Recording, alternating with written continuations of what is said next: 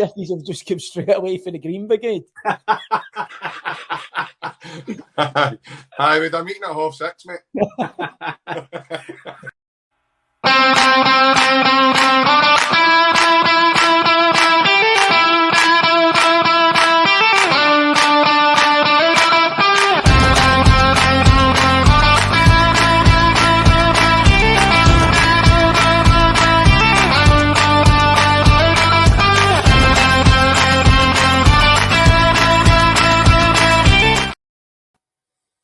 Yes, and good evening, folks. Welcome to the Friday night Unrestricted View Gold Rush show.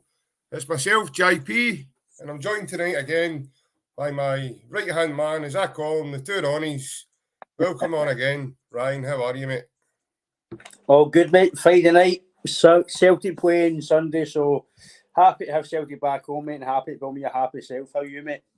Yeah, I'm good, mate. Thanks very much. Friday night, as I say, mate, we're always happy and it gets to this stage of the week.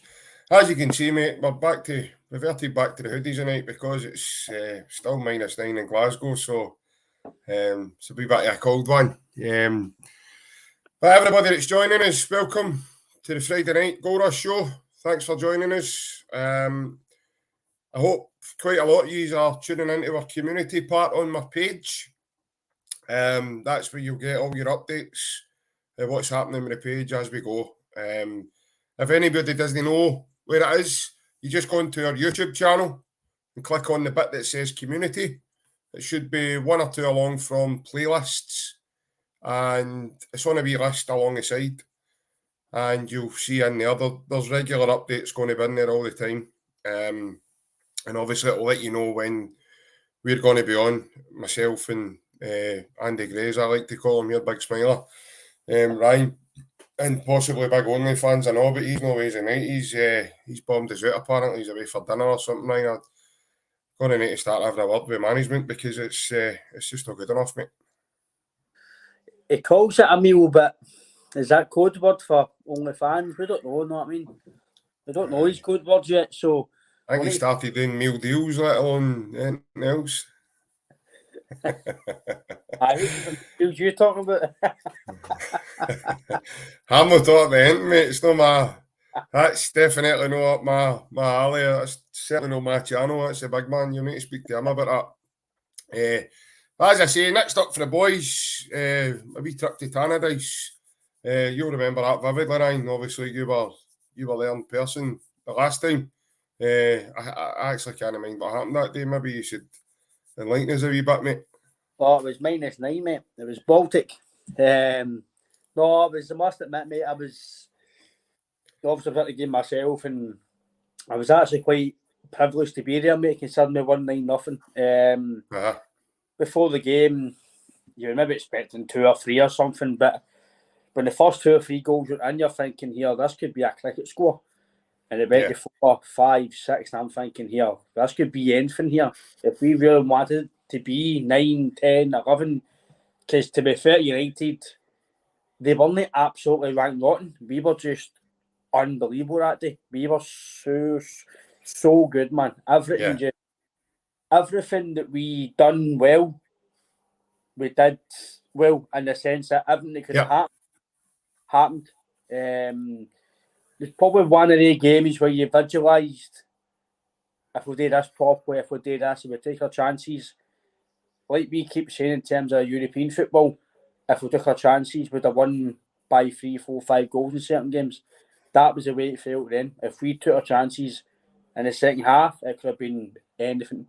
And guys like Abada was brilliant that day. Even Kyogo was brilliant. It was an unbelievable performance, and obviously with Jack Ross after the game gets sacked, but not right after that game, but a few days later. But I think after that game, his fate was sealed. Again, we talk about managers, and he's another manager who I quite like. Maybe not up to his neighbour near Celtic standard, but he's a very good coach and he's a good manager. He is very good. And guys like that, they really can't get a job. And there's guys getting jobs who I'm thinking shouldn't be anywhere near jobs. And that just shows you how the managerial roundabout goes. But in terms of the last game there, mate, very, very good for us. I think it was a wee bit of a statement for us as well to see, listen, I know before that there was a few performances not up to scratch, but we're going nowhere. Moved anywhere since. We've not had the better performances in terms of maybe the way we're playing, what the manager wants from us and what the fans expect from the team for last year. Yep. But you're still 9 points ahead, goal difference ahead, signing 3 and 4 guys before we've even got a Christmas tree done. You've got so much going on with Celtic now that's positive, mate, and then they're bringing out a band thing, mate, but it's mental. It's absolutely mental. But aye, mate, we are very positive as it stands, and from the last game, you can only go on that performance that you would expect to go and win again. But we all know football's not like that. You need to focus on this game. It's a total different game. Yeah. But I, mate, on that the last game there, mate, it was a powerful game to watch, I would say, in terms of a statement. Because I really did feel it. I walked away for that thing. Well, I say walk away, I stumbled away. I was absolutely steaming. So, but for me, I would say that I walked away for that thinking we've got a really good team here. I know it's Dundee United, you're not going to get carried away, but how often do you see a team winning 9-0? It's no, even though I feel we should be beating teams 3 and 4 every week because of the standard of play we've got, that's no disrespect to any of the teams. And again, you've no divine right to win any football game. I get that. But we always say, JP, me and you say it basically every single week, if Celtic turn up to what they can, they should be winning by 3-4 because they're that good. It's not because we're overconfident. It's just that's the way this team are. But I, mate, all positives going into this game on Sunday. United have been a wee bit better form-wise. They picked up a wee bit recently, obviously, Fletcher, who I rate highly in terms of his experience and his know-how about Scottish football, and he's just all-round experience from his past teams. He's played at a high level, played in the Premier League, etc. He's played with Stoke, Sunderland, Sheffield Wednesday. He was very good for him as well. So, aye, mate, they've got some guys in the team as well that can potentially hurt you if you're knowing your game, but definitely on the last game, mate, very positive. Aye, definitely. And for everybody that's watching, this is why we call Ryan here our Andy Gray, because he loves a wee blur and he always leaves it quite difficult to follow. I don't know how I'm going to. I'll need to do well on a Friday night to come back for that one, to be fair. But I'll do my best. In terms of the last game, it was an annihilation, total annihilation. I wasn't at the game, but I watched the game on the TV, and I'm really shocked as to how that game finished 9-0. I really am. I'm really lost for words, actually, how that game finished 9-0. I think Celtic had the potential that day to win about 14 or 15-0. It actually just seemed to be that everything that we touched turned to a goal. Every time we went forward, we looked as if we were going to score. Now, I know what you're saying in terms of each game is different for each game, but on Sunday, I think that has definitely got to be in their minds, because if it's no, then they're not human. It's definitely got to be playing on their minds, thinking to themselves, if this mob turn up, is it going to be another doing? Is it going to be another... Or do they set up a game plan to stop us from playing? As in, making it hard and putting in two double-decker buses. I don't know if Liam Fox knows Jose Mourinho or anything like that. They can phone him up and maybe get a wee page out of his black book that he's got to kind of see how he, how he goes about it. But I really do think that this time, Ryan, that, games like this can be lost in the tunnel. especially when you know the last time the team came up with visitors, this is what happened. But I know what you're saying. I mean, they've got guys like Fletcher, who's a seasoned pro. He's great experience. He's played at a very high level, and he's had a good career so far. But the bottom line is if Celtic turn up, Ryan, then you can only really see one winner. Now, I know they brought the game to 2 each at Celtic Park, and then Celtic just totally decided, right, enough's enough. And the we never stop attitude kicked in. And we just went and took the game with the scruff of the neck, scored another 2 goals. It totally deflated Dundee United that day. I actually left. They scored I had to leave that day because I had something on that night. And it was the sheer timing of it. And all the boys that sat round about me and stuff, they were all giving me ass, oh, have you went away because they've scored? And oh, you've just went away because Dundee United have equalised. They're a big man and a half. I heard a few shouts that day. And it was a case of, no, I've got something to do. It's just the sheer timing of, I think it was a boy, was it Levitt? It was a boy Levitt. It puts the cross, it was like actual cross, wasn't it? And the ball just, the way it bounced in. So it was a case of, it was just the sheer timing that I had to leave. Yet everybody thought I took the huff, and, you know, you've got to, I'm a great believer in, mate, when you pray for rain, you've got to deal with the mud too. So it's one of the ones. I don't disappear just because Celtic. I mean, I grew up in the 80s, mate. I grew up in the 90s watching Celtic. So some of the young team nowadays, would I saw Celtic nowadays, mate, they'd have played good football up a long, long time ago. I've seen some right treacherous Celtic teams through the years. I remember guys like Wayne Biggins and Carol Muggleton, and I know you're laughing, Ryan, but I remember my dad taking me, going to see these people and walking away from Celtic Park thinking to myself, I don't ever want my dad to take me here again. Like, I don't. Can I just play pool? I don't want to do this anymore. But no, luckily that, obviously, as the years went on, that changed and everything else. You need a wee set of gloves there. You get your radiators on. Wee chill there, aye. A wee chill. It's not to do with the fact that bottle of water's probably just out the freezer, is it? To be fair, you're right, mate. Aye, it's just out the coldness of the fridge. So that's probably a massive contributor to your feeling there, mate. But no, as I say, the Celtic team for Sunday, I think, to be fair, it kind of picks itself if everybody's ready to go.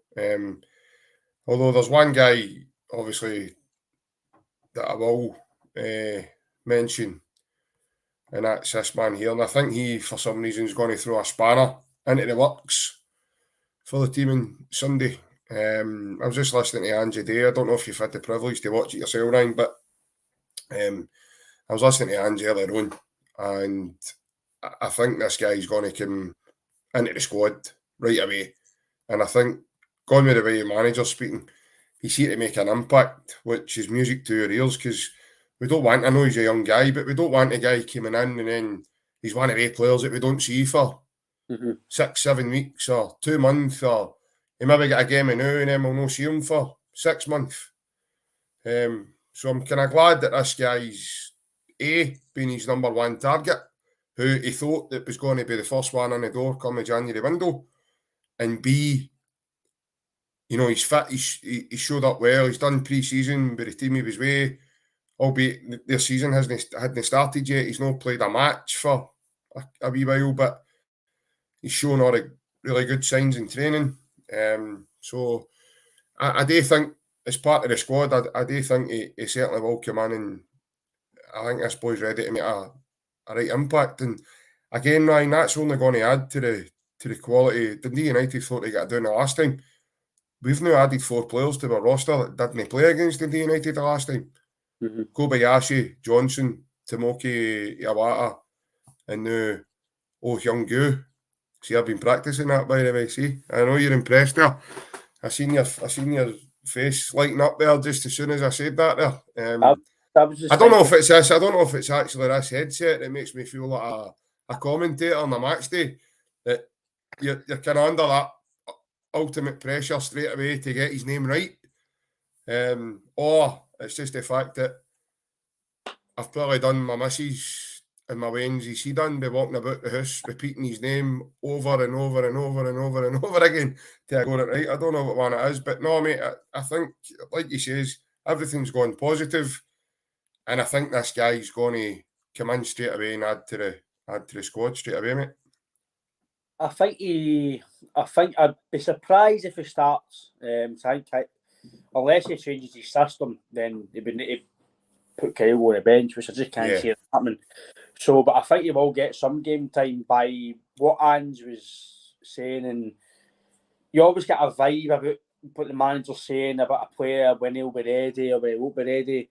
I don't think he's far away in terms of getting minutes, so it could be there on Sunday. If not, then obviously maybe during the week or the next weekend. So I think we've got him in at the right time in terms of instead of the summer. It's somebody in the room, and a few months in, get him used to the way we're playing, and then next year, good pre-season, and then boom, just carry on. So into the season. So I'm looking forward to see him as well, to be honest with you. I've done a bit more kind of watching him the last few days, and he does kind of look like a guy that Ange likes. He's high pressing, he seems very quick, but maybe no quick so long, but he's quick in terms of a 5-yard sprint, 10-yard sprint. So, and that's the way we're looking at the movement. He looks like he's good with his head as well. He's good on the ball, on the ground, on the ball with his feet. So I would say it's a good signing, mate. Again, we can only go by what we look at stats and what we look at videos. And then sometimes these guys who look good just doesn't happen. But this guy seems to be, in my opinion, and seems to have a lot of faith in him. He wanted him in earlier. He's still got him in. So he's been looked at, apparently, was it November or October or something? So he's been looked at. Again, what me and you spoke about the other night, Celtic's recruitment policies changed so much. Like the way they're working day to day, month to month. Like, I know anybody who's really know much about like transfers, just watch the Sunderland Till I Die documentary. It's on Netflix. That is a wee interest or a look into how clubs work. I know Sunderland on the Premier League standard as yet, but they are a top club in terms of they have been and how they work.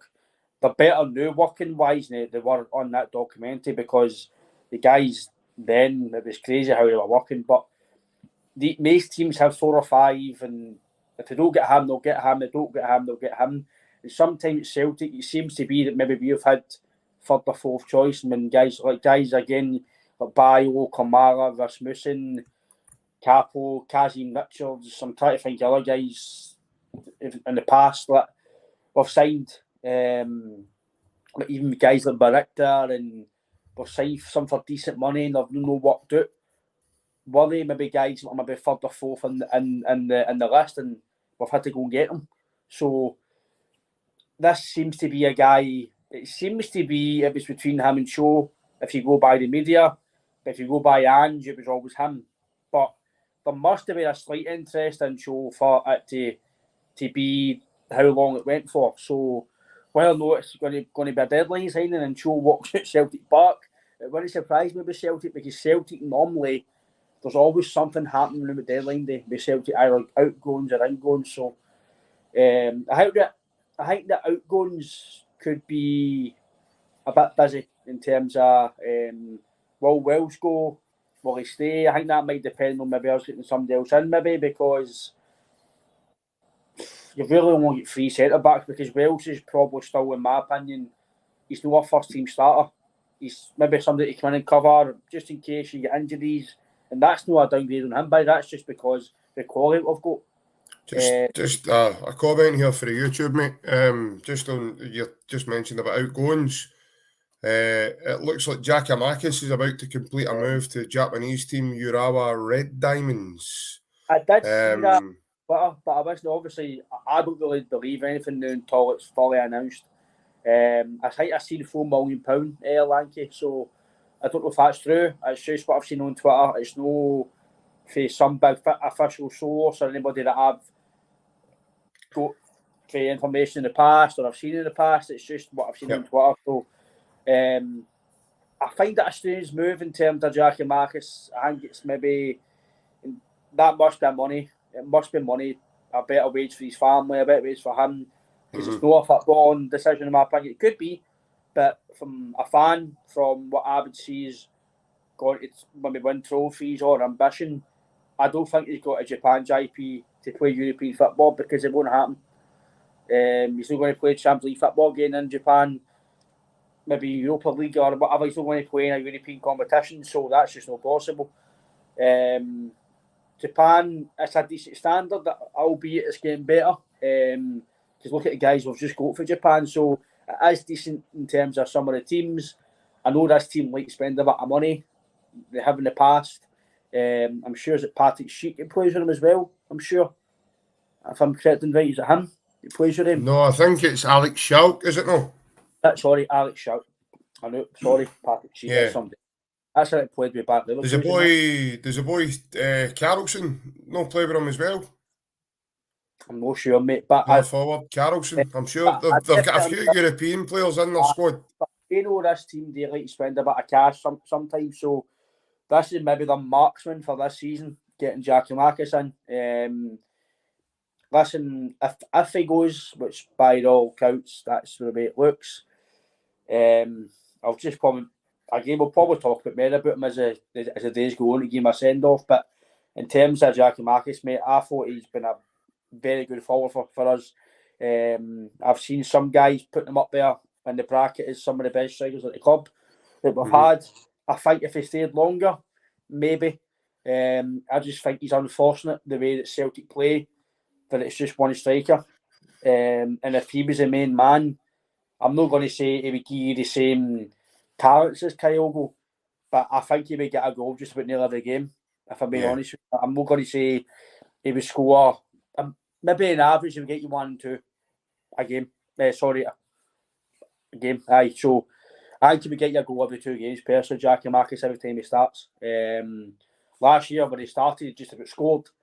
I think this year 6 and 9, 6 and 10 starting, so he has got a very good ratio of starting. So whoever gets him, if it is Atlanta or it's a Japanese team that we're hearing has been close to a move, they've got a very good striker in the hands. He'll score goals, in my opinion, anywhere he goes. I think it's took him a while in his career to get to that stage where his abilities peaked. I think last year, before he came to us for Venlo, I think that was his first in a while that he had over 20 goals. I think it took him a long time to get there. Apparently, there's a lot of coaching involved to his movement and how to kind of not head the ball, but get in positions for crosses. And again, I'm only doing a bit of due diligence, what I've heard through such articles, and they were saying it took him a long time to get to where he was before he signed for us. And he came to us last year, and I thought, this guy's good. I generally did. His first 2 or 3 games, I'm thinking, he's got something here. Then I'm seeing fans saying, he's not good enough because he missed a penalty. Shut up. You know what I mean? Like, honestly, I'm even telling my own fans to shut up. They'll probably tell me who you talk to. But I'm just talking about a scenario like, shut up, you get a break. You know what I mean? He's missed a penalty.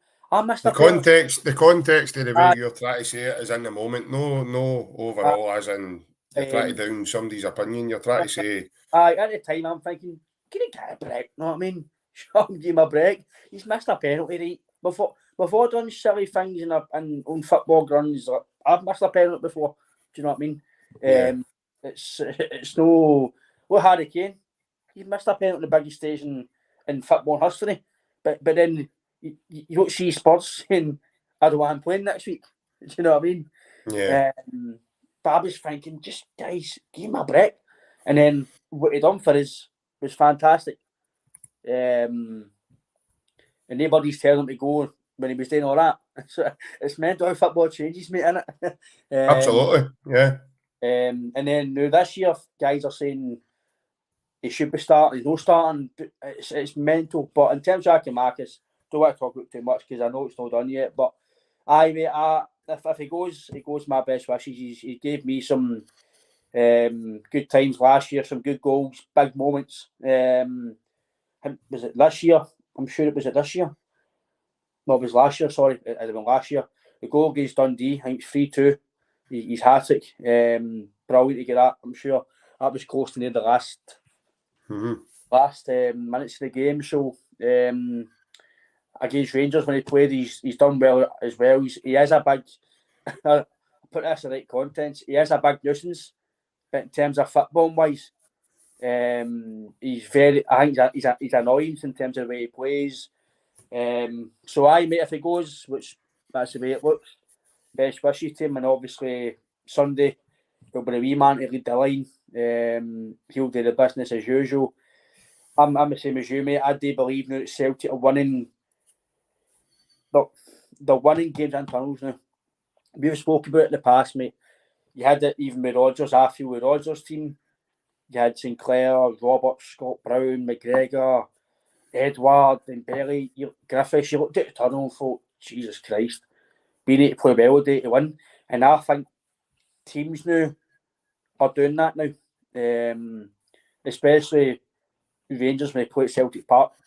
I think it's a mental block. When it comes to a few months' time, it could change. We could be beaten. It could be, all right, that means nothing now. But until that happens, I do believe there's a mental block here because they've just drew ways as well, Ibrox, and we underperformed. So surely somewhere they've got to think, how are we going to beat them? Do you know what I mean? So, but in terms of United, mate, I think there could be a wee mental block here. There was a scene talk about Tony Walk maybe going the day as well, back to was it Belgium? So I don't know if it was a random article I seen on Twitter, mate, where I know it's true. I don't know. But I do believe that I'm not going to come out and say we're going to do this and do that again, mate, because I'm going to stop doing that because we'll end up in the United podcast. So I'm going to stop doing that. But you've got to be a firm believer, mate. You're going to go to Tannadice and win. You've got to believe in your team. You've got to believe in your manager. I think you saying the banner, mate, we're just about full health in terms of squad. So, yeah, you've got Johnson there, you've got Ralston fit now. You've just Ralston's the only one that's probably not going to make Saturday. Sunday, sorry. He's gone back in now, so you're just about to get a fully fit squad. McCarthy's back training as well, so you've just I can't see him playing, right? But you've got a full squad to pick for, which is good. Yeah. So sometimes this time of the season, guys pick up injuries, and then you need to go into the window and buy somebody. We are at a very good stage here where just about everybody's fit, and you've got other teams in the league who are struggling to guys fit and play. So, aye, mate, I do believe that in terms of the game of Sunday, if you turn up, mate, you win. It's as simple as that. No matter what Dundee to do, if we turn up to Celtic's A game, if guys like Jota turn up, Abada, Maeda, if they're all playing, if they turn up, you'd like to think you won the game, mate. You should be winning the game. So, I don't think the team will change too much, mate. I think he'll keep what he's been doing. But it's so hard, mate. And every week we sit here, every day on the phone, every day texting, every day we do a podcast. You're thinking, who's he going to play? Because you've got so much quality to pick for. Does Hasjivanovic come in and play? Does Jota keep his place? Does Meda keep his place? Abada? Does Forrest come back in and play? You've got so many decisions for the manager to go, who do you play? It must be hard for him as well. I'm being honest, JP. I don't even know if Hans was his best team yet. Because he's got so many absolute belters in his team. So it's so hard. Like, if us as fans, mate, we could do what we've done back in school. We could sit all day and pick a Celtic team. But then he should play. But he should play. You know what I mean? Do you know what? Fuck, Scott Bain's in goals. Do you know what I mean? You can pick anybody for that Celtic team now. That's how good we're going as a team going forward. You're heading down a wee avenue now. I'm actually starting to wonder what the hell's in that water, mate. You're talking about Scott Bain being in goals now, so Does I know it's Friday night, but calm down a wee bit, does Kobayashi come in and play? The Starfelt keep his Well, team? he's played the last couple of games, I Kobayashi, mean, hasn't he? in terms of the league, does the Starfelt come out? Does Kobayashi go in? Does Awata maybe get a start on Sunday? Do you know what I mean? There's so many things about Celtic. Normally, especially under Rodgers, you kind of knew when he was going to play. It was always going to be rough for the same team, but maybe they changed the wingers the odd time. But with Rodgers, it was a set team, roughly, unless it was obviously injuries. But Lenny's team, you kind of knew roughly as well, especially the ninth season, who was going to play. Edward was always going to be playing. You'd always had he played Forest a lot. You know what I mean? There was guys who you always knew who were going to be playing. You're thinking the only guys really were going, in my mind, obviously Taylor if he's fit, but your core, your team is probably the only guys you would say are going to be absolute like certainties. Your Hearts, your Vickers, McGregor, and Kyogo. Yep. Today, thinking that it could swap my boot any time. Like Bernabei might keep his place. Johnson might play without obviously Ralston for this game, but if they're all fit, I think maybe they're the three you'll four. Sorry, your core. That's what we've got now. We've got a core. The season that you say I talk about all the time, we didn't have a core. That the core was changing all the time. We didn't have a proper core every week where you can rely on. And I'm a big believer, JP. If you've got a solid core, then everything else goes around that. So if you've got a good goalkeeper, which we didn't have that season because it was all over the place, but we've got a good goalie now who is so experienced. He's made a few mistakes, and maybe people, including myself, are saying maybe next year we need to get a top goalie for Europe. But for me, when I think about it, he is still a top goalkeeper. He's just aging, and that happens. Look at McGregor, the other side of the city. It took him maybe a year or two to totally go down, maybe. And I personally think he's stayed a year or two over his welcome now. I think he should have maybe been on to pastures new, maybe a season or two ago. I would say so. In hindsight as well, Scott Brown didn't get used the way he should have in his last season. Maybe it was a year too much as well for him in terms of playing every week, but that was due to the circumstances of who we had in midfield, and he had to play. But I'm looking forward to the game on Sunday, mate, because it's Celtic.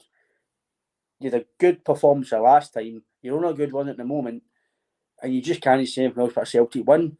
But you need to show down his respect. They've got good players like say Fletcher, Levitt as well. So I think Glenn Middleton's been doing okay as well for them as well. So they've got a decent teammate as well. So you need to look at them and what they can do to us. But like Ange always says as well, we look at us and we can only come out to us, mate. And if we turn up, mate, then I think we win a game. Yeah, definitely. And that's, like I said before, Ryan, and I think I've mentioned this a few times, that we're now expecting Celtic to be at it every game, just about, because of the consistency this team are showing under the manager. I don't know. I mean, I know they've not lost a game at Celtic Park under him in every domestic game they've played. So that itself remarkable on the time the manager's been here. And then obviously after that, you've then got so much to choose for in terms of a squad. You've got Haksabanovic now, chat my door again, because he's back fit.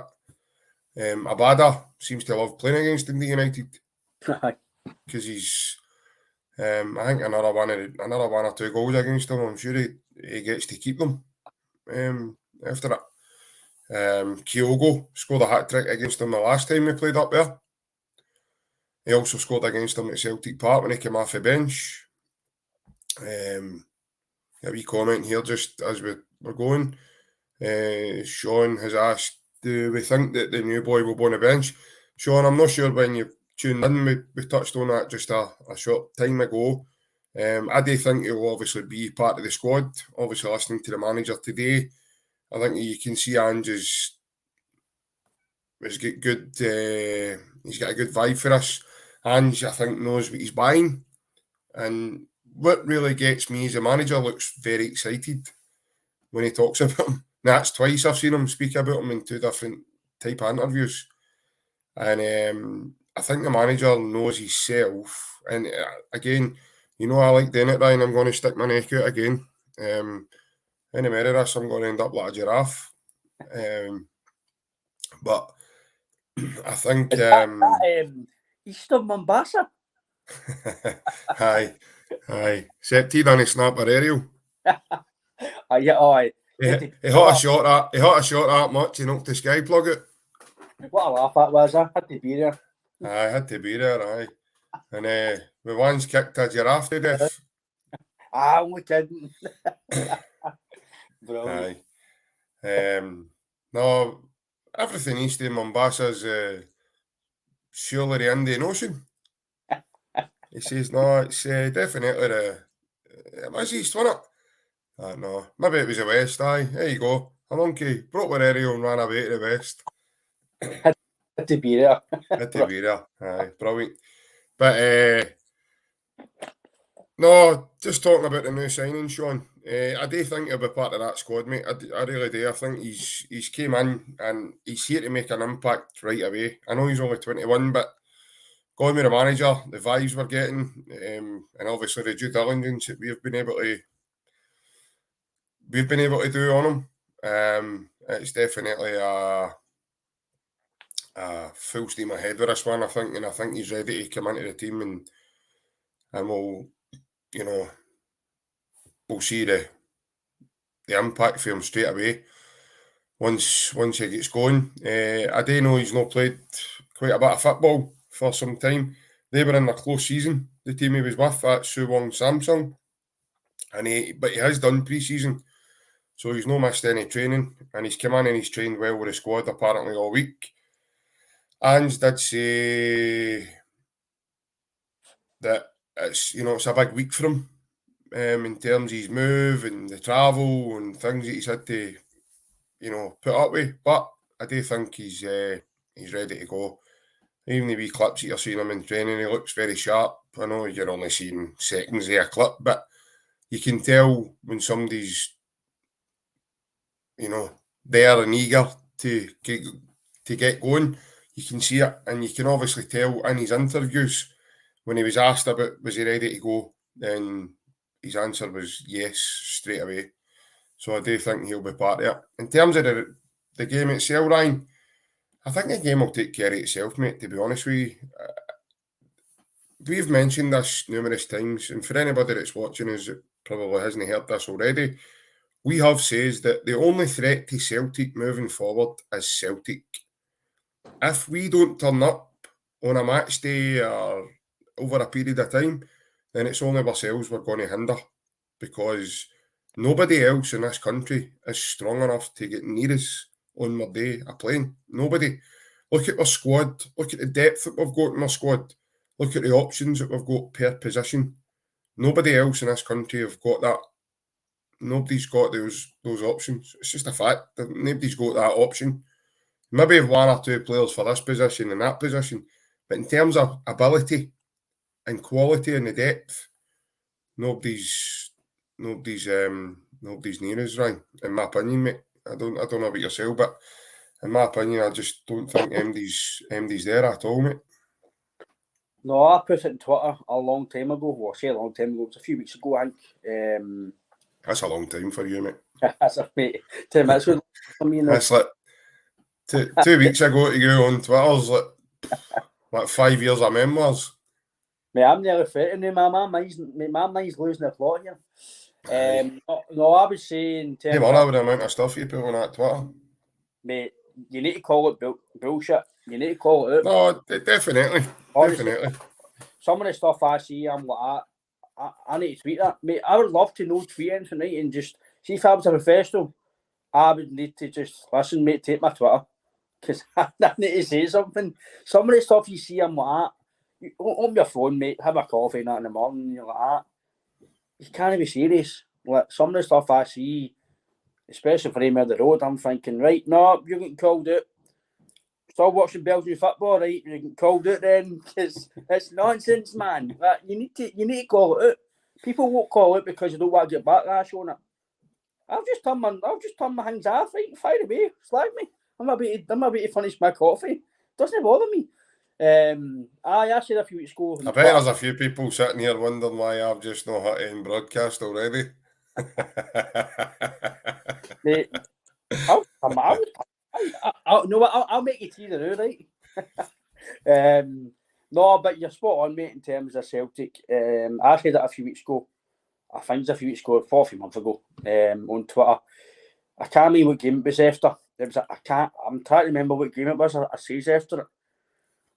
Was it a game Rangers trapped points or was it a game we won? I can't remember exactly, but the only threat to us. It was after the St Johnstone game when they get beat 2-1. That was right. Aye. Celtic, in my opinion, it's just my opinion. I do believe we're the only threat to us losing anything in Scottish football right now. If it's a cup, if it's a league, it's no due to the opposition might do well tactically against you and they might try and stop you. But if Celtic turn up to the Ray game and your main players like your McGregors, Kyogos, your Jotas, if they're up to their full pelt, nobody stop me. That's people can come and say, "Oh, Ryan, but what about this?" And that's your opinion, but nobody will to change my opinion that Rangers have got enough players, enough quality in that team right now. They might improve this summer, they might improve in 2 years, 3 years' time. But as it stands right now, Rangers, Aberdeen, Hibs, Hearts, maybe in an half day, on a 1-half game, they might beat you because you don't perform or they might do something better than you that day and you've just no reacted to it. Like the game at Ibrox where they went to obviously 2-1, 2 each. They still couldn't beat us and that was us underperforming. Mm-hmm. And we did in the second half, about 25 minutes, we did lose the plot. We just went, I was thinking, when we went to 2-1, I'm thinking, we'll still get a chance here. But if it goes to 3, or it was done, the game is done. So, yeah. In terms of that, mate, I do believe, the only guy I believe in that team that has got quality, but he needs a proper team and a proper manager and a proper system to maybe do something from him is maybe Ryan Kent. He has got quality. People can say, "Oh, Ryan, his stats aren't impressive recently." Rangers fans can maybe admit that, right? But if he is tricky, he's quick, he has got something in him. But I think he needs. I'm not saying Celtic. Don't take this as gospel. It's Celtic, but a system with Celtic the way we play, I think he would do well somewhere else. If it is, I don't know who plays like that down south. I don't really pay attention to English football. It's more Scottish football I look at. So, but maybe if it's going to German football and David or his like, wee Frimpong done guys have went to Germany and done well, maybe that was Ryan Kent. But in terms of the way Rangers play, I don't see what Rangers. Some Rangers fans have came to us. They're playing better football now. But the 2 or 3 games I've seen under Beale, they're not playing any better football. I could be wrong, and I've maybe not looked at it properly. But for what I've heard and what I'm seeing, they're scraping out the line. I know champions scrape out the lines. I know they're not champions, but to go and win league titles, you do scrape out the line, you scrape. But no every game you don't.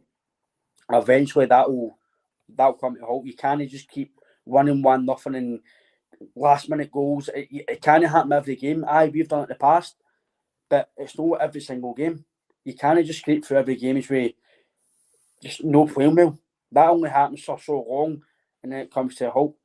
Mm-hmm. But us, we might not be playing well every game, but we're still scoring 3 and 4 goals. We're still winning games comfortably. We're not playing well. Teams like Hibs are not playing well and getting beat. Aberdeen, not playing well, getting beat. Rangers, they're just winning, but eventually that will come to a halt if they don't improve. I totally get that we're still winning games, by the way. I totally get that. I'm not downgrading that. But eventually, when you're not playing well, if your performances don't go up a level, eventually teams will take advantage of that. So, for me, JP, the only threat to us is us. We've got the best manager, the best players in the league, best club in Scotland as it stands at the moment, best club it's been overall the last 20 odd years. So I don't know what Mr. Campbell's talking about. He's reading off a script. Back to where we belong. You've hardly been tapped the league in 20 odd years. What are you talking about? I think it's 17 weeks a 25 or 24 we've won or something. If you think, apparently he was still reading out Pedro Caixinha's team lines, mate. I don't know if that's true or no, but listen, I think the boy Cantwell, he was decent for Norwich in the Premier League. He was decent when he was younger. I say he's still young. I know he's still young, but when he was came up through Norwich in the Premier League, he did do well, and there was teams kind of going after him. But the last 2 to 3 years, his stats have been no very good. Mm-hmm. Similar to you, JP, I keep saying I'm no. This isn't to criticise again. I'm just putting it as a scenario, and I'll put another scenario as well. On Kent Morelos, right? If they're free transfers for teams, why would you sign them on their stats? James Forrest, when he was rumoured to maybe be gone, is he going to be staying? Why did we give him a new contract? It wasn't only stats because his stats weren't good enough. It's the same as like if we gave Scott Bay a new deal. It's no only stats, it's maybe what he's doing off the park, behind the scenes. It's no his goalkeeping ability. There's other things attached to that. Yeah, I've just got a wee bit of breaking news in, mate, and for the folks that are watching us, I've just seen that part of Todd Cantwell's signing on fee has been disclosed. I don't know how this have managed to get out, but apparently he got 2 boxes of these. That was apparently on his first day of training. He was given these. Well, I can see why he's talking about being tap again where he belongs, but no, but I do. Well, that's it there. It says, take one daily to think you're the best ever. Now, we know for a fact, mate, that they're taking more than one a day, definitely. No, more than one. But I do. Take away the banter, right? He's obviously got to come out and say things like that. He's a new side. Got to get a bearing in mind as well, you cannot take too many because they make you do this during a match. Bobby Boucher.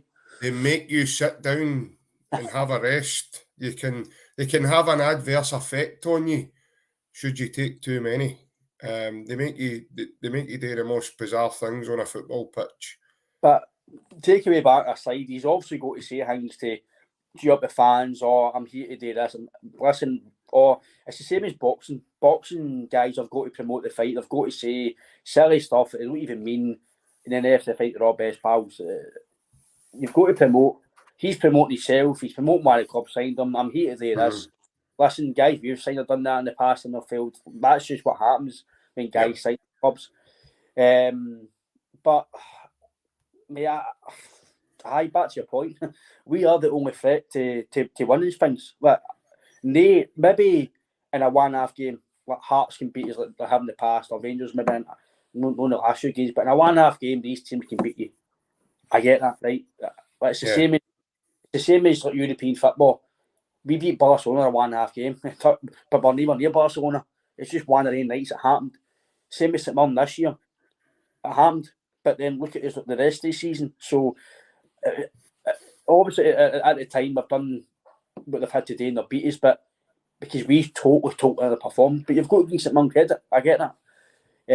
But nah, mate. I'll let you jump back in, mate. But in terms of Celtic, mate, it's just my opinion. People might say otherwise, but Rangers or Hearts or whoever. I know Robin Nielsen, again, but I like Robin Nielsen in terms of what he's saying. You're going to try and aim to win the league. Of course you have. What's your point in the league if you're not got dreams or aspirations to beat Celtic in the league? Of course you're going to have aspirations because Hearts are paying good money now. Hearts are not just paying that grand a week.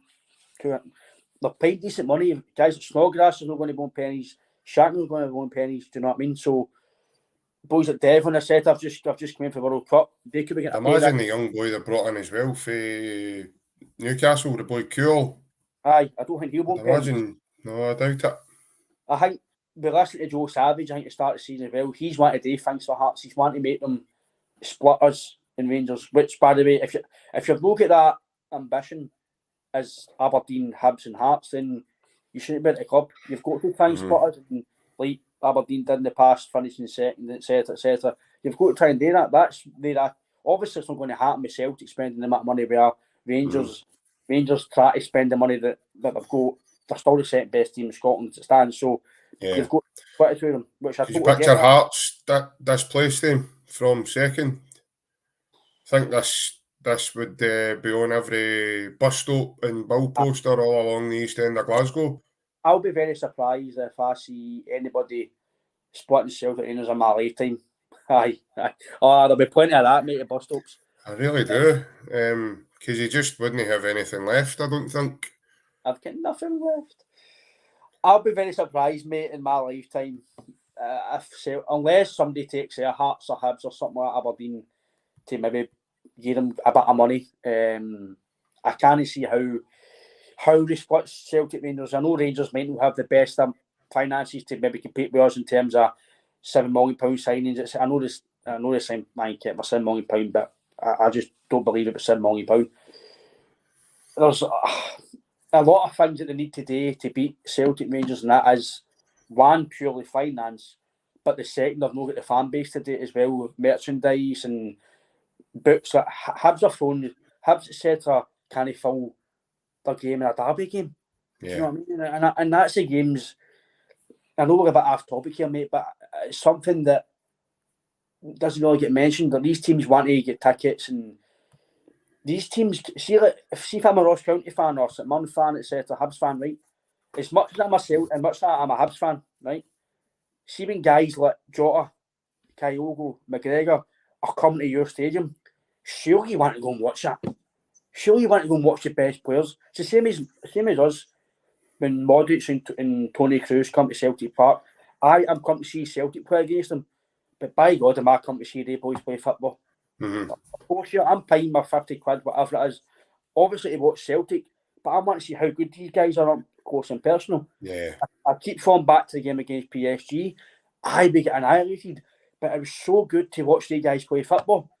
Cavani is the best striking performance I've ever seen at Celtic Park, ever. Even better than obviously Larson I'm talking about. As an opposite player, phenomenal. But back to us, mate. I do believe that we are the only threat, mate. I know you think the same because we talk about it daily, mate. It's I don't know how anybody can think the same. It's just my opinion, but I don't, on my wavelength, I don't know how anybody can think that over the course of a season that any other team can match it as it stands, because Rangers have not got the firepower. They've got a guy who's no fit. They've got Kolak came back for injury. Roof's always injured. Sakala's not an out-and-out striker, but Ian Beale says that out with Celtic, they've got the best strikers. Well, there's a lot more guys who have scored more goals in these this year. So that kind of doesn't make sense, Mr. Beale. But what was it he said? Sorry?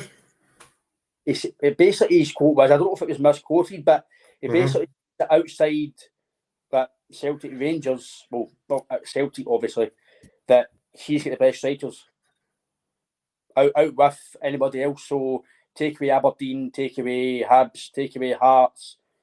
Like Morelos, Roof, Sakala, and Kolak are the best strikers out. And when he basically was saying is he wouldn't stop anybody. That's what he was basically saying. So I can get his point. He's got to stick up for his own fan base. His fan base, sorry. He's got to stick up for his own players and give them confidence, say, I've got the best strikers at the club out with Celtic, etc., etc. But guys in Scotland have scored more goals than your strikers, so how can they, that doesn't fit your claim? What you're saying? Maybe ability-wise, they might be, but in terms of right now, I don't see how that's possible when Nisbet's got more. But I think Nisbet's got more goals than Morelos, and he's played less games than him. So that just doesn't make sense. Shanklin's flying. As much as I don't think Shanklin would maybe be up to Celtic, but again, that's just my opinion. If Celtic signed Shanklin, I'd be like, right, I'm not keen on that. He is a goal scorer maybe for Scotland, but if you want to go into what Mr. Lowell says, to the club, you can't then go and sign Shanklin and this. But for me, that's just not possible. It's, in my opinion, JP, it's not possible for us. I know we've signed in the past McDonald, and I get that, right? But I'm talking about right now. If we went and signed, say, £2.5 million Nesbitt, I'm not thinking about Scotland. Scotland will do a trophy, but I'm thinking about European football, and I'm wanting to progress in Europe. Yeah. I say guys like Nesbitt right now going to improve you, Shanklin improve you in Europe. I wouldn't say so. And just trying to make us a Champions League club again, and he wants to try and sustain it over a period of years, as he spoke previously, Ryan.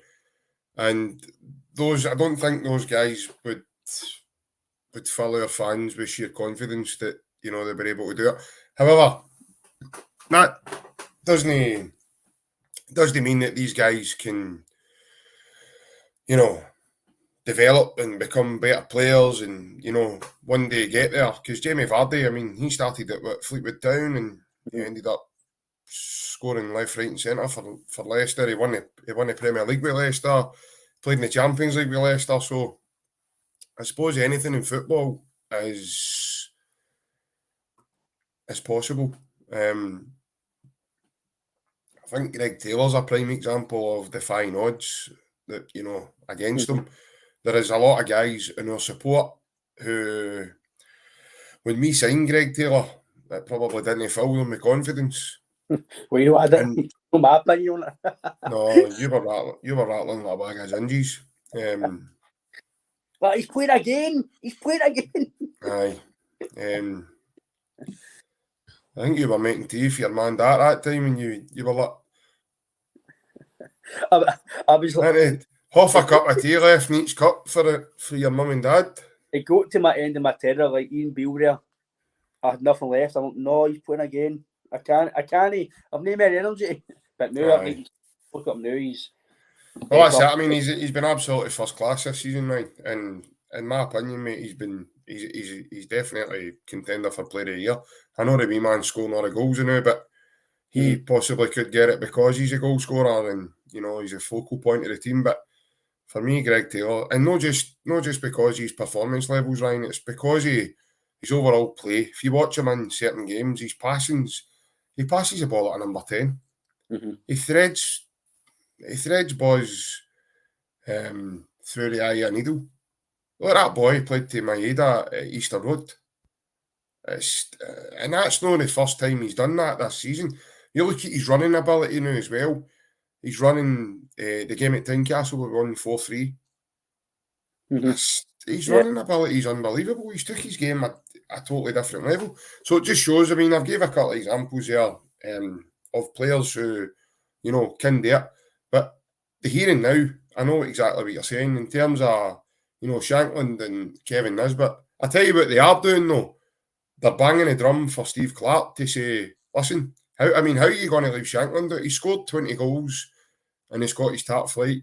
The first Hearts player to ever do it since John Robertson. Mm-hmm. So right away, he's got to be in contention because, overall in all competitions, he scored 20 goals. I actually think 16 of them are in the league because he's one behind Kyogo in the league. He'll still pick on him at Burnley in him. It wouldn't surprise me if he picked Burnley for Absy Nisbet at him. It really wouldn't, because that just seems to be the narrative and what happens. Ralston was playing outrageous and he couldn't get picked. I mean, he wasn't even getting a game of fives with Scotland, let alone getting in their team. And we were struggling at that point as well because the boy Patterson wasn't doing too well with Everton. He wasn't getting a game, he wasn't in their team. And I think Stephen O'Donnell, I can't remember if he got injured or he was suspended for one of the games. I'm not too sure. But we were needing, a right fullback.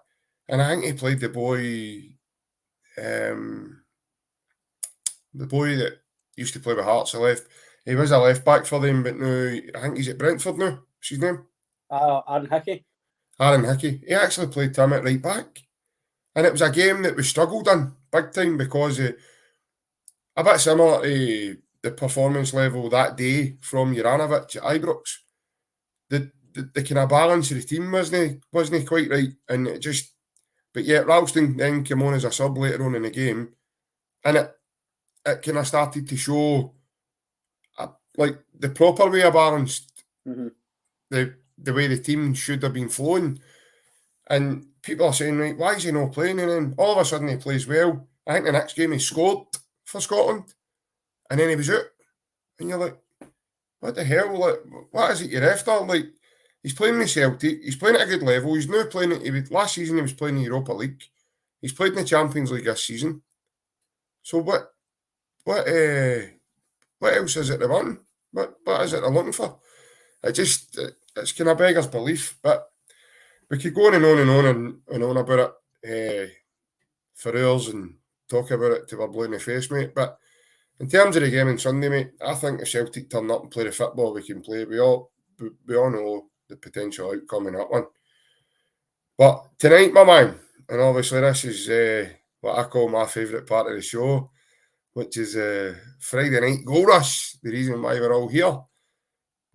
Goal!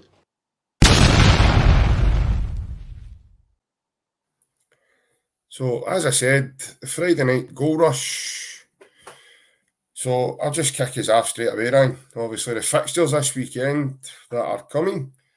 First up, mate, we have got Hibs at entertain Aberdeen. And that's tomorrow. That's getting the makings. I think that's getting the makings, mate. A belt in that game. I really do. Two teams need a result because they obviously. Well, I was saying Med Aberdeen need a result because of the result that happened on Monday. Obviously, Hibs form isn't doing well. I know. I don't think it's ordinary Lee Johnson. I think there's more behind the scenes with Hibs in terms of because it's not just him. It's not done well recently. Like Jack Ross didn't do too well. Well, he done okay, but for some reason he was told to bolt. In the past, Neil Lennon was doing okay with him. He told to bolt. So there's maybe things going on in terms of the recruitment side. I don't know if the recruitment side has stayed there under the new managers or every new manager put on their own team. But it seems to be the last few years. I can't remember the last time Hibs. Maybe Lennon. His first few windies was decent. Yeah, decent. I actually got a bell to a comment just come in for it. Felanki, he's calling it the P45 derby. Aye, He's saying it's a draw for me. No, I can agree with Lanky in that one. To be fair, it's going to be. I believe just because I think there's going to be a bit of hype in this game because obviously two managers. I'm not really surprised Jim Goodwin's. Well, I'm saying I'm surprised, right? But I'm no, because I don't want to say that it was a foot result because it wasn't a foot result because Davo were brilliant. The way Mick setting them up and got them believing that they could win and everything all around the performance. It wasn't a fluke. Aberdeen were not very good and Davo were the best team. See, if you looked at that game and parts of it, you'd have thought Davo were a Premier League team. No, they totally outplayed them. I mean, the way they popped it and they got it down and they put two up. They put two up front and they got the ball in, chasing the ball down, playing the ball off, playing into pockets. Absolutely. So in terms of that, in terms of that, you can't say that Darwin deserve it. I want to say, I'm surprised he's not been sacked, right? But at the same time, I can see why they've not sacked him because that would have been the easy option. That's a shambles, no. But Ryan, no, I guess I totally. In my opinion, mate, it doesn't matter what happens now. See, regardless of whether they would go next season and win the 2 cups or do really well, that team are always going to be the team that's known for losing that game and that tie. 100%. I'm surprised that it didn't. Get back to 24 here. I'm no surprised because it would have been the easy option if I'm just going boom, no talks, right, you're away. We'd all thought that. The fans would have thought that Aberdeen, even probably the Darvel board must have thought we've got him his jotters here, he's off. But they've obviously looked at the bigger picture about giving this back today. In my opinion, a game like that, it's not down to the manager, down to the players. The manager should not need to set up a team to beat Darvel. And again, that's no offence to Darvel because I spoke to Mick on the podcast before. I know Mick personally. I know what he's done at Darvel and Kovo and when he played. He was a fantastic player for football. What Mick's done at Darvel has been brilliant. But no team in the Lowland League or even League Two should be beating Aberdeen. It just shouldn't be happening. Like the way Aberdeen's players, who's playing for them, the money they're earning, guys like Johnny Hayes, I know he came on. I don't join his starting game actually, but the No, guy. he didn't. He came on. He came on a bit. He came off the bench, but Shinnie was left out. I know. As much as they're not playing well, they shouldn't be beat after Davil. They shouldn't be beat after Auchinleck. They shouldn't be beat after Port, Clydebank. That just shouldn't. That's just. It's no one question. I couldn't. But I generally, while watching the game, and again, you're not being disrespectful to Darvel, the team, or the players, or anybody at all. I know what you mean. It's because of the levels. It's like Celtic could beat after East Kilbride a few years ago if that happened. Under is it Dara we played with? Aye. And we only won 2-0. And I'm thinking we've only beat them 2-0. Because even Richards was one of the scorers. And it was at Airdrie. It wasn't like it was at the K Park. It was a big stadium with Airdrie. It wasn't like it was doing at the K Park with maybe holding 500 people. Mm-hmm. Like, I know Davil holds 3,000, but it wasn't like we went to the K Park and played them. We played them at Airdrie and we only beat them 2-0. And by the way, we weren't absolutely fantastic. We weren't the best. No. So, but that, listen, take nothing for Davil. That's a phenomenal result. And by the way, if I was Falkirk, I'm not going to get that easy ride after Davil. No, especially Davil being at home again, you know what I mean? So, but they popped it about, Ryan. It's not as if the game wasn't like a damp squib, but it was a lucky goal or it was a last minute goal. Davil popped that ball about and they'd one or two or a half chances after that as well. I think people might take a more interest because Davil did play good football. Like, it's not that Davil have just turned up and played that air night. That's a philosophy Mick's had for a long time. No, definitely. Philosophy with Koval. You could see her. You could see her. You could see they had a clear identity in the way they wanted to play and work. Documented and what they were trying to do. And like I've said to you as well, mate, you can have all the ability in the world, you can have all the fitness and all that, whatever. But if you've not got it in there to win football games, or in there, if you not get it in there, you'd be best just sit playing FIFA and just watching the game, because I could have had I didn't right, but I could have had all the ability in the world. I could be flying, I could have all the six pack, I could have everything I have to have the necessities to play football. But if I've not got the will to win for my team and myself and my fan, then what is the point? You've got to believe in yourself, and like Mick's got to believing in himself and for that game. But in terms of this game, mate, I think it's going to be a belter, to be fair. I really do. I don't think it's going to be a 0-0. I think it's going to be a decent scoreline in terms of I think both teams' scores probably going to be. Again, I'm no a bookie. I'm not getting any information, but the two teams are not defending well. I know they're not scoring well, but the fact they're not defending well, a lot of leaks could be happening in terms of goals. So I think both teams scoring it could be a very good bet in this game, but you're probably going to get 1-2 or something. It'd be terrible odds. So there'll be no point betting unless you're a millionaire. So I do believe, mate, that how am I going to? I don't want to see a draw. I want to put my neck in the line. I'm going to go Aberdeen, right? And the reason is because I think they need a big reaction.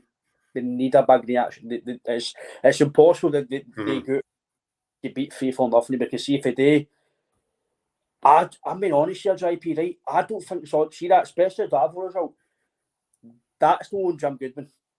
As much as we're going to say the manager should be sacked and it's his fault because he always carries a can. It's the same with Neil Lennon. We all know it wasn't on Neil Lennon for 10 in a row, but he takes the can for it, right? Even Stephen. Hi, mate. But that's not Jim Goodwin can only set his team up to do what they can. Jim Goodwin should not have to get his team up to go and play Davil away. It's just the way it is. But the players underperformed. The players let him down. The players let the fan down. The full community down. But then the other side there, Davil were amazing, and it's a catch-22, mate. You're praising Davil at the Hull, but then you go to say to the Aberdeen players, you're using an absolute shambles because Davil were 50-1. That tells you the story. That tells you that they should have no chance. But by the way, we can praise Davil at the Hull because it was amazing. But sorry for keeping you, mate. But back to this game. I'm going to say Aberdeen, mate. I just think that they need a. But I say, mate, I generally believe if Hibs do them, I think he's going to just go, look, time's up. I think he's got to just maybe take it himself, because I don't want the fans to start turning on him, because I like Goodwin as a manager in terms of Scottish football. I like the way he's tried to do things at Aberdeen.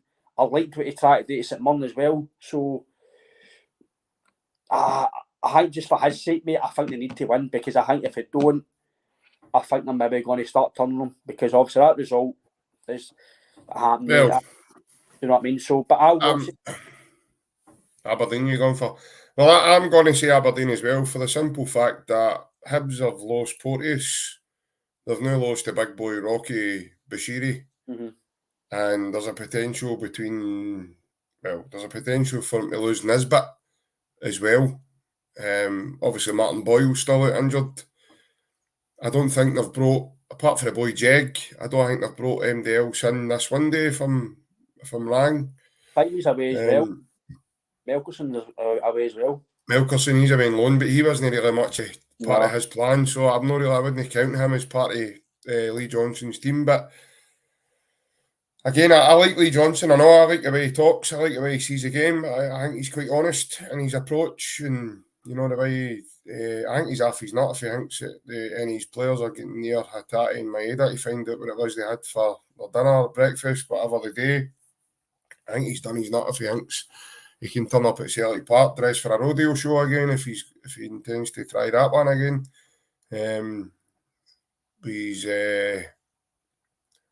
All he needed was brown brogues on that day, I think, to complete his outfit, and I think he'd have fitted done well. Jim Goodwin, I think he's been brought to Aberdeen to try and play this more expansive type football. I think he's kind of caught between, what he done with St Mirren and obviously what he's done at Aberdeen. The other night, I don't think there's anything, you can't get back for that. I think that's a shambles. I really do. I mean, I know we were in a very low state. And again, no disrespect to any football teams, but at the time, I remember I was at Celtic Park that night. Inverness beat us when we had John Barnes as our manager. And I remember that feeling. And I can only just begin to imagine how the Aberdeen fans that travelled to Darvel must have been feeling down there. That must have been horrific. And then you've not only that, you've then got that travel all the way back up the road as well, knowing fine well that they've just put you out the cup. And it's the worst ever result in the club's history. Probably the worst ever result in the history of the Scottish Cup as well. And again, that's not being disrespectful. That's just, 6 divisions between the two teams? Round about that, mate, aye. That's phenomenal. That is unbelievable. And all credit to Mick Kennedy, because he believed right from when the draw was made, and he got his players believing. So fair play.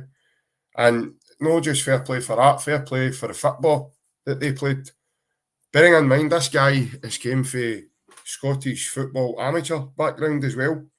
So he's not, he's never played in the pro game. He's never, and he's implementing a style of football like that with a junior team.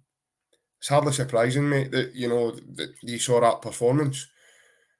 I think I heard James McFadden talking about, he had a chat with Mick before the game.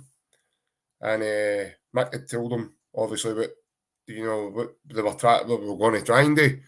And I think James right away was kind of like, all right, okay, I'm looking forward to seeing this. But then, no long after the game started, you could see the nervousness kicking in Aberdeen as well. And I think it was a run of form. Because I had a conversation with my dad about this a couple of nights ago. And I says to him, see that night that they were winning against the mob across the water, and they lost the game 3-2. See if Aberdeen would have won that game, I don't think Aberdeen's momentum goes the way it goes. I think the other way it works, they would go on a run. I potentially think Aberdeen then go on a run and put results together. And again, moments in games and moments in time define the outcome for a wee while. And but I'm the same as you, Ryan. I'm quite stunned. Even the statement that Aberdeen have put out. I mean, that doesn't even give you any clarity or nothing. That more or less says, right, obviously, if you get beat with Hibs and you're out the door. That to me, reading that, mate, that's what that says.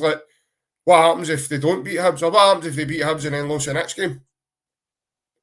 That's going to be in that's engraved now in their history, mate. That they're now going to be known as that team. They players are going to be known as they players that lost to Darvel. And again, mate, when I say that, I'm not being disrespectful. They're going to be known as that. So I understand people, you can't just keep sacking managers, because we don't want to see managers getting sacked, right? That's not what we want. We want to see guys like, especially Jim Goodwin, you said it yourself, he's a good guy. So we want to see guys like that do well in the Scottish game, and, you know, stop the kind of the usual faces for coming in and getting jobs. Like, it was good to see Jim building his credentials with a kind of a smaller team and then getting a bigger gig. Aberdeen's a massive job, mate. Massive. It always has been in Scottish football. I know we've had a laugh even on our group chats and stuff, you know, after the other night. It's easy to sit and have a wee go at them and slag them and have a laugh, but we were ones there as well. So we were actually, you know, we were that bad under Nest on it to us. That was the equivalent to that sort of that night. I'll tell you, I found out, by the way, Liam Scales will not make it Celtic. But then again, Ryan, mate, he was just part of that team. Johnny Hayes played for Celtic, but that doesn't mean to say that he, you know, he really played well for Aberdeen in the time I've seen him. JP's no. Liam Scales. Nah. No, I would agree. No, I would agree with you. I personally think Liam Scales will move on. I do think he'll, whether it's Aberdeen he moves to permanently or. But there was a couple of boys trying there. Like the boy McCrory was trying to make things happen, and the boy, who was the boy that was out wide right for them? Duncan. Was it Duncan? The boy that was he played kind of high in the right. They were the two that, you know, you could see that they had a bit about them. They were trying to make things happen. The rest of them were just really, really nervous. And as I say, it was a game. But no want to stay too much just on this fixture, because we've got other ones to talk about. But I think Aberdeen will come through victorious for that one because of the casualties that New Hibs have got, as in they've lost Porteous, he's away to Watford, so they've lost a big boy Bashiri. I think he's got a broken leg or something, somebody was saying. He's out for 3 months. He's out for just over 3 months, aye. Obviously, they've still named Martin Boyle. He's talking about, and I've seen a wee bit of his presser for the day, Lee Johnson, in terms of, you know, 5 or 6 of the academy players having to be brought into that squad. It's not a good sign, mate. In my opinion, it's not a good sign.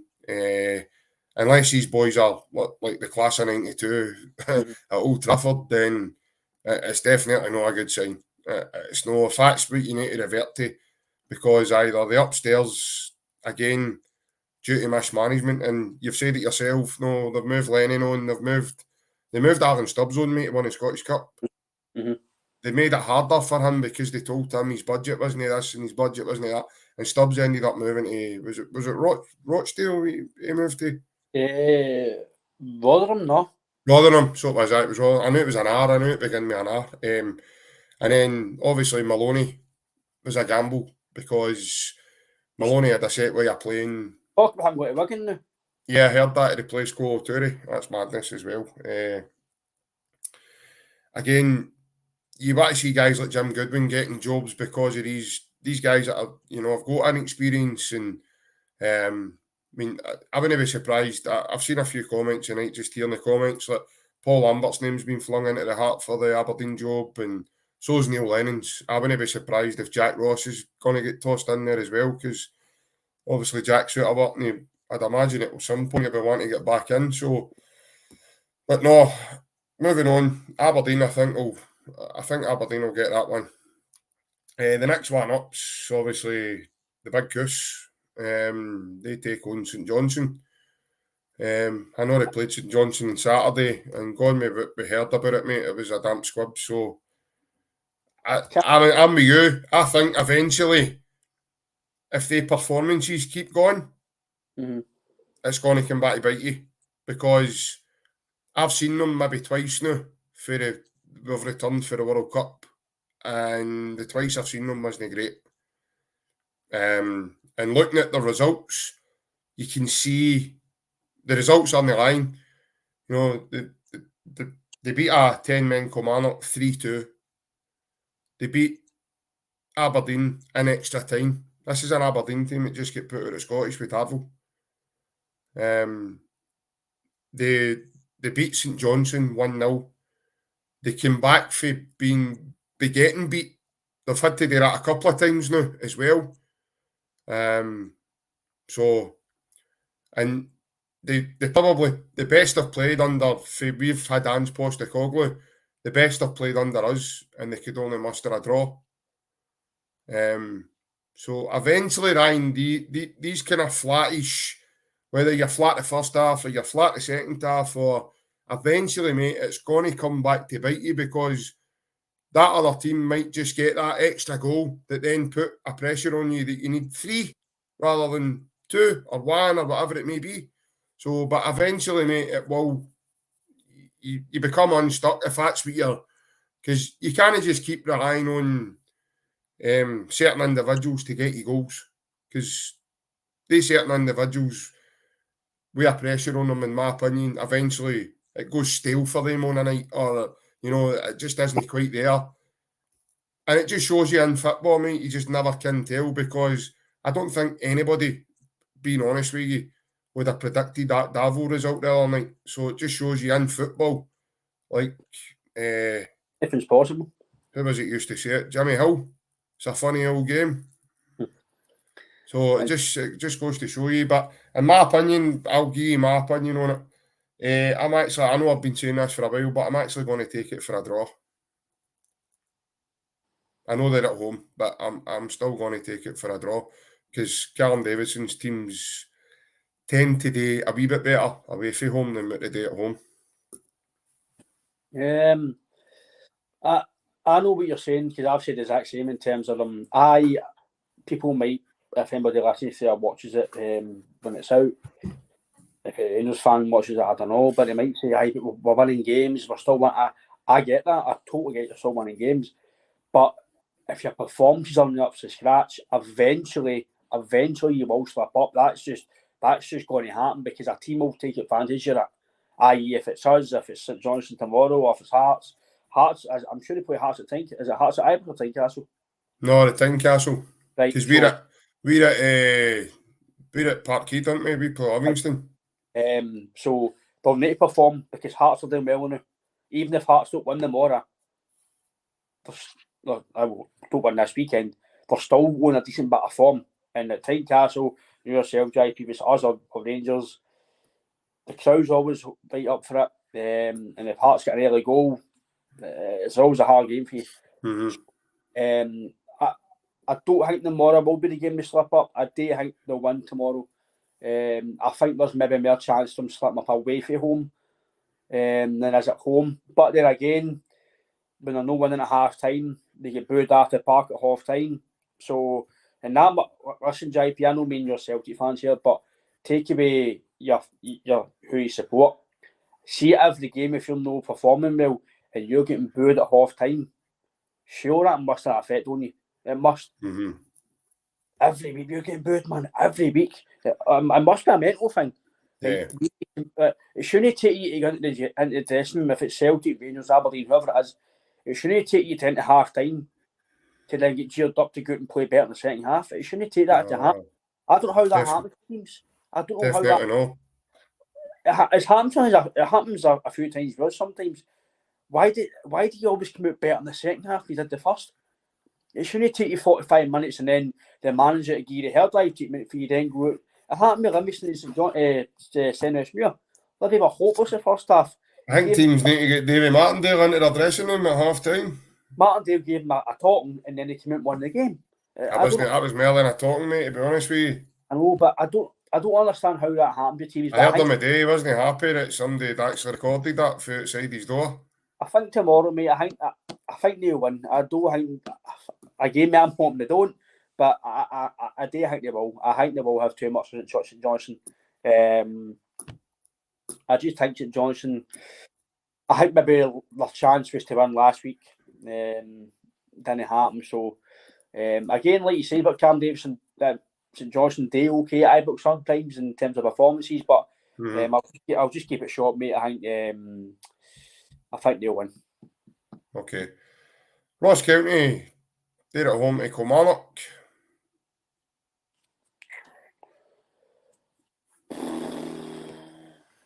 And that's all we've got time for. Imagine paying money to watch that game, man. Jesus. I know I do play Scottish football better, but go and watch the teams in a national park in a freezing cold. Oh no, I don't fancy that. Again, actually offence to the two teams. You support them, that's your team, but I just really fancy getting out of my bed to go and watch that.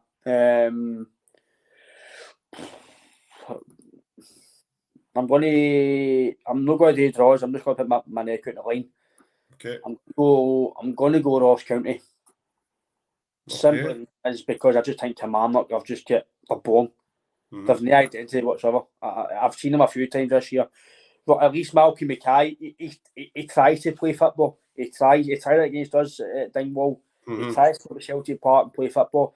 I might get a doing, but he's trying things. I just don't see what McInnes is trying. As much as I think McInnes is a good manager, I just don't see he's got the players to do what he wants to do with Kilmarnock, the budget he's got. I know he's paid. I know I think he's probably gave Laffy a bit of money to come back and play, and who for me just shouldn't be playing football again. In terms of the way what he done, I just don't see Kilmarnock for me don't play a brand of football. At least with Ross County, Malcolm guys try to play something. Yeah. Again, mate, it's maybe just a fish out of water here that I'm maybe trying to put it to the result, but I'll go with Ross County, mate, to because I'm guessing Ross County will probably a good price as well with you home, so I'll go with Ross County. I'm actually going to say Kilmarnock for the simple fact that I think not to go against you or anything. No, not at all. Just the simple fact that I think they've had a couple of poor results recently, Kilmarnock. And if he's got any aspirations, I try to keep him out of danger. Then they need to start building momentum. And these games, in my opinion, Ryan, a guy like Derek McInnes should be managing teams to beat these teams, run about them, and gather points. So I think that's the reason why. And obviously you've got Lafferty back, and they've got a few options. And I think I just think, like you've said yourself, Ross County, they've actually been poor this season. I know they've tried to play, but result-wise, they've not the best this season. So I just think Kilmarnock will just edge that one. And obviously the last one of the morning, we've got St Mirren. They're at home to Motherwell. I'm going to say Motherwell straight away. I was going to say they've signed a few new players. They've just brought in a Japanese boy who we've been told is a belter. And I just think Motherwell might just be too strong. But again, the St Mirren team are big, physical, strong boys. And I think between the two teams, they've got ex-players for each team in each other's squads. You look at Curtis May, he used to play for Motherwell. Big boy at St Mirren, what's his name? Big boy just had a kind of dummy court date and all that for having an Aberdeen jersey on. Done. Aye. He used to play for Motherwell. Obviously, the St Mirren manager used to be the Motherwell manager. So there is a bit of a connection there. But I just think Motherwell are going to have a wee bit too much in terms of levels of quality. I think Motherwell have signed a few players and give them a couple of games to bed them in, but I think Motherwell might just edge that, mate, for me. No, I think I'll agree with you, mate. I think Motherwell... I like Stevie Hamill. I like Motherwell, actually, because of a good friend, William. But I do generally like Motherwell in terms of the way they've run their club now. They've got a good park. Pitches are bone green now compared to what it used to be. Again, I like Alexander as well. I liked what he tried to do with Motherwell, considering the budget they've got. They've no got. I think they've got one. I think it's take away. I think below Livy. I think they've got the. I think Kilmarnock, Livy, and Motherwell have got three of the lowest buds. I might be wrong, but I think they're the three bottom tiers. I know Ross County. Ross County don't pay peanuts. That guy. what's his name? The guy, what's his name? The chairman. He's all right money wise. Like, he's done well for him in terms of the training facilities, and he's done well for him. So I know Ross County can, if they need be, they can maybe stretch it a bit more compared to, because Motherwell have never had the biggest budgets. Obviously they've got to do a bit of their scouting. Is it Steve Ferguson? I can't remember. I can't remember the guy's name, mate, the chairman. I know that they're all managers with Ferguson and Kettlewell. Roy McGregor. That's it, McGregor. That's it. McGregor. On me, that's him. I'm sure he's got. I'm not sure he's a billionaire or anything, but I'm sure he has got a bit of money and he has backed him in the past. I'm sure last year he backed Mackay a wee bit. Actually done well last year. Motherwell, I've always liked Ross County. Motherwell, sorry, I've always liked them. It's a club the way they're running, what they do for but the homeless and what they do for food banks and stuff like that in the community. I love that because again, that is something as well that doesn't get publicised a lot, mate, as well. Stuff like that doesn't get out. It doesn't get out all the time in radio stations and podcasts and billboards and stuff like that. Doesn't get publicised. It's only when really they put it on Twitter and people go, "Oh, that's brilliant." But they do that all the time. It's not just a one thing. But they're a club that do that all the time. So yeah. But in terms of the match tomorrow, mate, I'm going to go Motherwell. I like Hamill. I like we start today. We've strengthened obviously in January as well. So I know they let go of Mo, but I've signed a striker, so they've replaced that position. So I'm going to go for the Bell, mate. And last but not least, on Sunday, we've got Livingston entertain Hearts. Hearts have done very well. Livy, a stuffy one. Livy, they're so hard to beat. I don't think they're a good team. Like, obviously, the other guys are better than me. So that's but in terms of, I think they've always punched above their weight. Obviously, that means they're obviously doing what the manager's asking, and he's buying players to fit the system. I get that, but it's just that park, mate.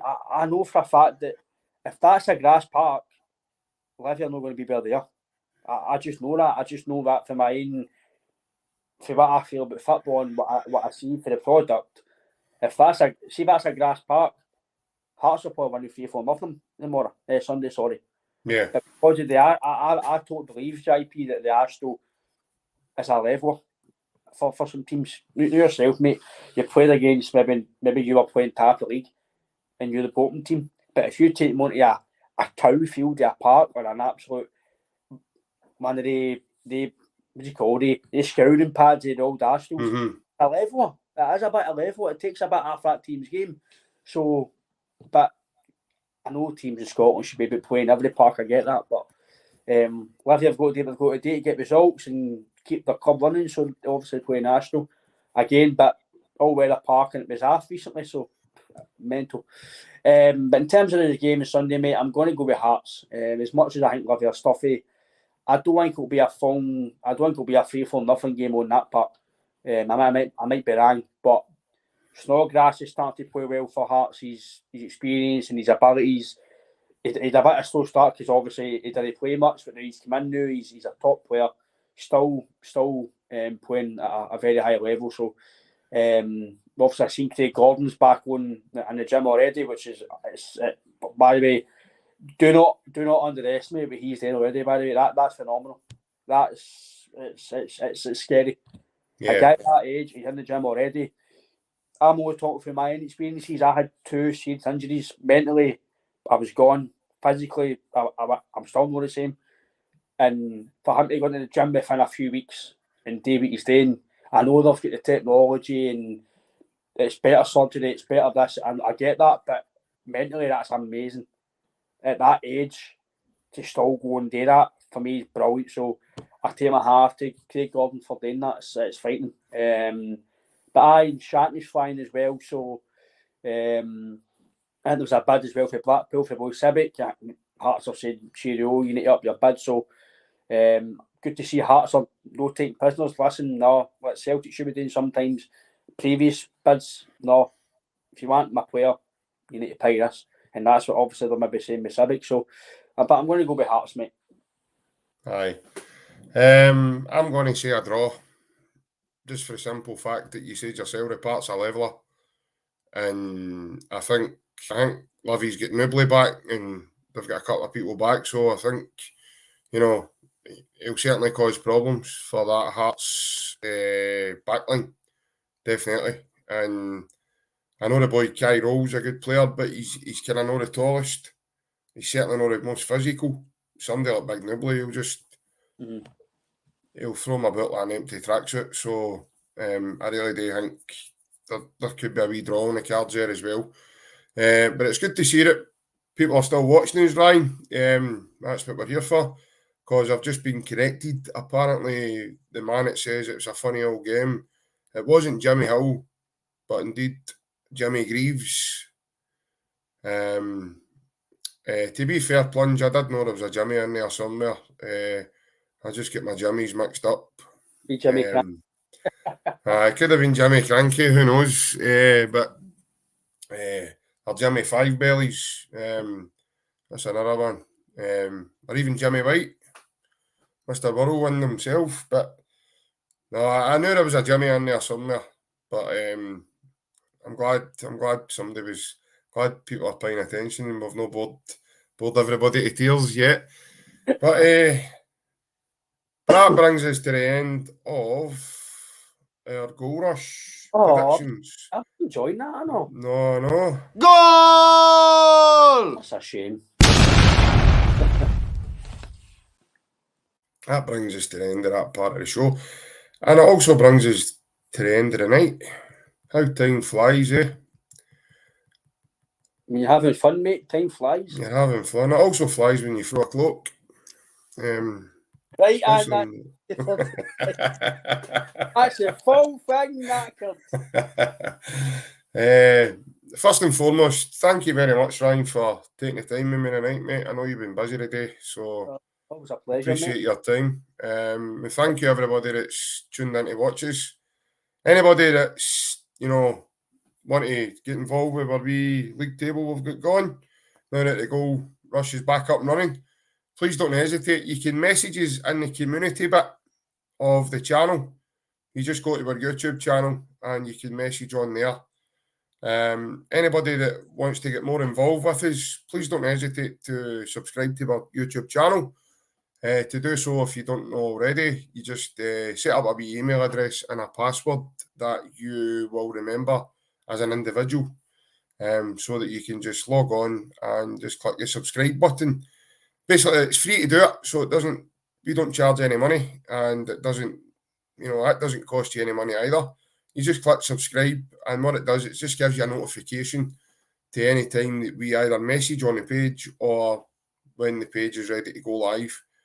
And you have a luxury of getting to see my big face and our Andy Gray, aka Smiler here. We love chatting Celtic, and we love anything to do with Celtic as much as you guys do. We love all your comments as well. We're really sorry we can't get every comment in because there's just that many that me and Ryan probably wouldn't get a chance to have a chat ourselves if we put every single comment up. But we do appreciate all feedback. All feedback's really good for the page as well. And it also helps myself and Ryan to bring some content to you guys that, like we've had guests on, for example. And anybody that might be interested that hasn't had the pleasure of doing so beforehand, we have actually spoke to the Darvel FC manager, Mick Kennedy. You will find his interview in our playlist section on our page. So we've made up a playlist section for people so that it's easier for anybody that wants to go and look at all the guests we've had on. We've got guys like Alan Thompson, Barry Bannon, Kelvin Wilson, Matt Reid, for any of the kind of older guys as well that remember the older Celtic teams. Matt's been on and had a chat with us. We've also had journalists on. Dan Olowitz was a good interview, the guy from Japan, who gave us a lowdown about our Japanese connections. And we've also had the boy for Bodo Glimt, Bjorn. That was an excellent interview. Who gave us a lowdown of, obviously, at the time when we were playing Bodo. But all those interviews are on that playlist anyway. But like I say, if you want to subscribe, please do so, because it helps us as well, and it also helps you to get notified when the page is going active. And like I say, folks, I've said it a couple of times throughout, the community part of our channel, we are very active on there, so please tune into that. Any wee updates of the page, times, etc., when we're going to be on, will be getting put in there. And any wee photos or anything that, you know, we think's relevant at that time will go in there also. But for myself and Ryan, I want to say a massive thank you to everybody that's took the time with us tonight. Yep. A massive hail, because I think that's important as well, as we all love a Celtic and we all love watching, and we look forward to the game on Sunday. And for anybody that maybe wasn't aware, it's a 4 o'clock kick-off, a wee bit of a later time as well for us. Don't know who's doing these fixtures, but we need to get a grip, because I saw the day as well, we play St Mirren in the Cup next month, and it's a 5:30 kick-off on a Saturday. Apparently, it's a computer.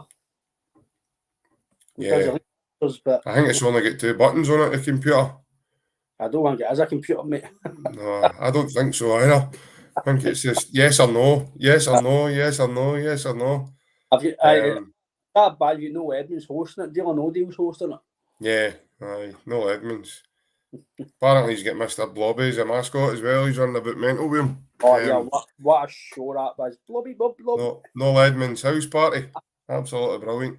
Mr. Blobby goes on holiday, man. Oh, Yeah. bro. You get photos of me again? Oh, bro. You get photos of me in my suitcase again?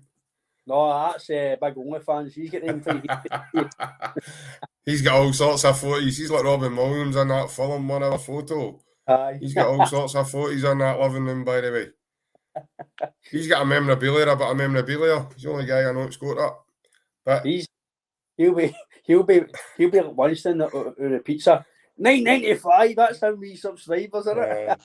$9.95. You better not say his name again, by the way. It's like Beetlejuice who comes smashing through your back patio doors in a minute. Standing with his big Bermuda shorts on and his big Onslow vest. Bermuda shorts. But same again, folks. Thanks very much for your time. Massive hail.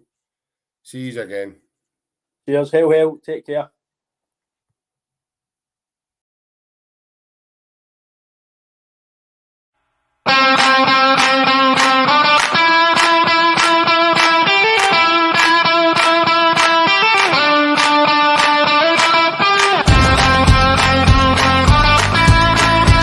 You look as if you have just come straight away from the Green Brigade. Aye, with a meeting at 6:30, mate.